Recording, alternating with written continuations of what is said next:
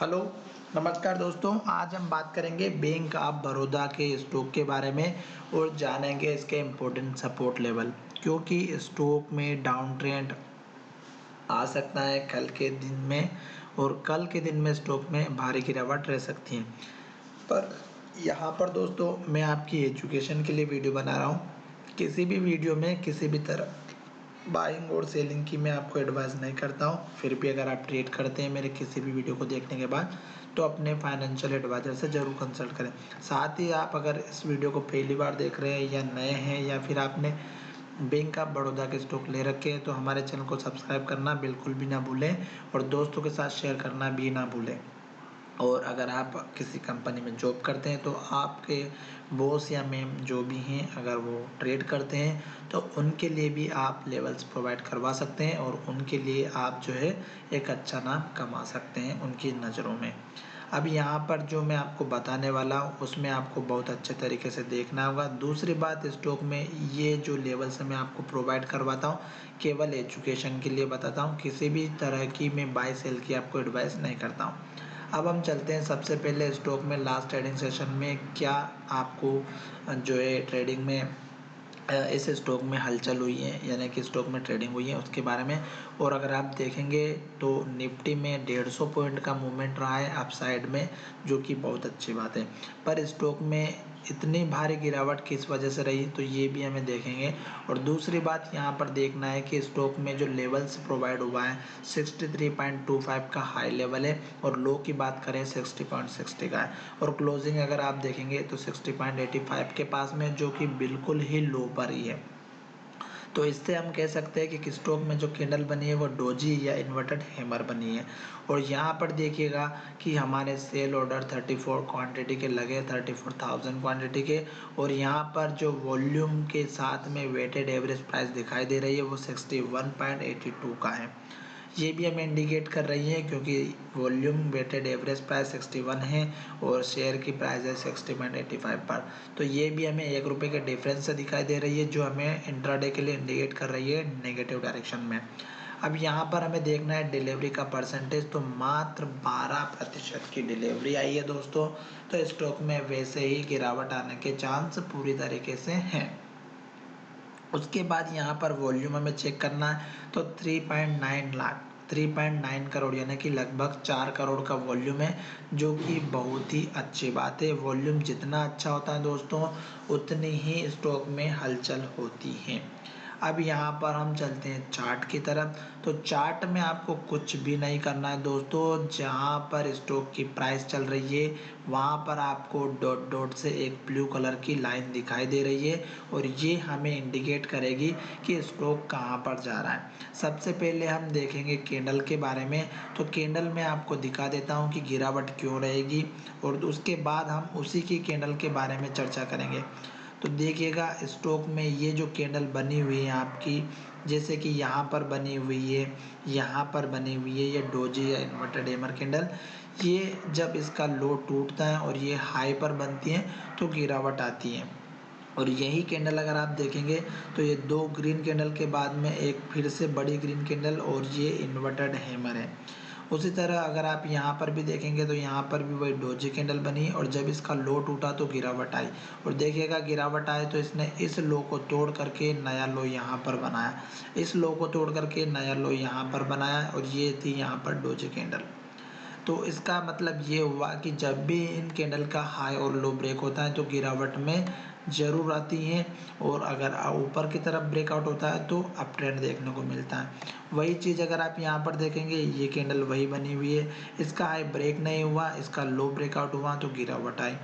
तो ये कैंडल आपको दिखाई दे रही होगी और स्टॉक यहाँ से लेके यहाँ तक अप ट्रेंड में चला, यहाँ से भी अगर आप देखेंगे तो अप ट्रेंड में ही था और अभी भी अगर आप ट्रेंड को देखते हैं तो ओवरऑल ट्रेंड भी अप ट्रेंड में। पर स्टॉक ने जो लो बनाया यहाँ पर, फिर स्टॉक ने यहाँ पर लो बनाया, फिर यहाँ पर लो बनाया, फिर यहाँ पर लो बनाया, फिर यहाँ पर लो बनाया। तो ये जो लास्ट का लो अगर आप देखेंगे तो यहाँ पर भी बना हुआ था पर स्टॉक ने इस लो को ब्रेक कर दिया और गिरावट आ गई। अगर आप देखेंगे तो यहाँ पर भी इन्वर्टेड हैमर कैंडल बनी थी और इसके हाई को ब्रेक नहीं कर सकी प्राइस और स्टॉक में यहाँ से रेड कैंडल बनना स्टार्ट हुई और हर दिन एक नया लो बन गया और स्टॉक गिरता हुआ यहाँ तक आ गया। अगर आप ट्रेड करते हैं तो शायद इसी लो के पास से अपनी पोजीशन को निकाल देते हैं। और अगर आप कल के दिन भी देखेंगे तो इस कैंडल का जो हाई बना है वो इसी कैंडल के लो तक ही जा सका, उसके ऊपर नहीं गया। तो ये जो लो बना यहाँ पर ये सपोर्ट बना और यहाँ पर आज लास्ट ट्रेडिंग सेशन में रेजिस्टेंस बना। तो स्टॉक अभी इसी की प्राइस को ऊपर ब्रेक नहीं कर पा रही। और अब यहाँ पर देखिएगा जो कैंडल हमारी बनी है वही इन्वर्टेड हैमर बनी है और इस कैंडल का लो जैसे ही ब्रेकआउट होता है तो स्टॉक में फिर गिरावट आएगी। उस केस में आपको टारगेट जो रखना है वो इस कैंडल के लो के पास का रखना है, तो आप रख सकते हैं दोस्तों, क्योंकि स्टॉक में गिरावट भयंकर हो सकती है। दूसरी बात, स्टॉक ने जो अभी हाई बनाया वो पिछले हाई से नीचे बना है और लो जो इसने यहाँ पर बनाया था इसको तोड़ करके नया लो यहाँ पर बना दिया। अब अगर स्टॉक इसी तरह अप ट्रेंड में रहेगा तो इस लो को ब्रेक नहीं करेगा और यहाँ पर लो बना करके ऊपर चला जाएगा। तो उस केस में आपके लिए जो मैं सपोर्ट लेवल बताने वाला हूँ, इस कैंडल का लो रख दीजिएगा। 58.35 का लो है तो आप 58.40 या 35 के आसपास का रख सकते हैं। तो ये तो हो गए लेवल्स की बात। अब बात करते हैं कि नीचे का दूसरा लेवल, यहाँ पर इस कैंडल का लो रहेगा 56.25 का और मेजर सपोर्ट लेवल जो रहेगा वो मैं आपको पीछे चार्ट से दिखाऊंगा, जो कि यहाँ पर हमें दिखाई दे रहा है इस कैंडल के लो के और हाई के बीच की वैल्यू 53 रुपये से लेके 54 रुपये के बीच का। दोस्तों हो सकता है कि ये वैल्यू आपको एग्जैक्ट ना मिल रही हो, पर आप यहाँ पर कैंडल स्टिक चार्ट पैटर्न में इसकी हाई वैल्यू जा कर के चेक कर सकते हैं।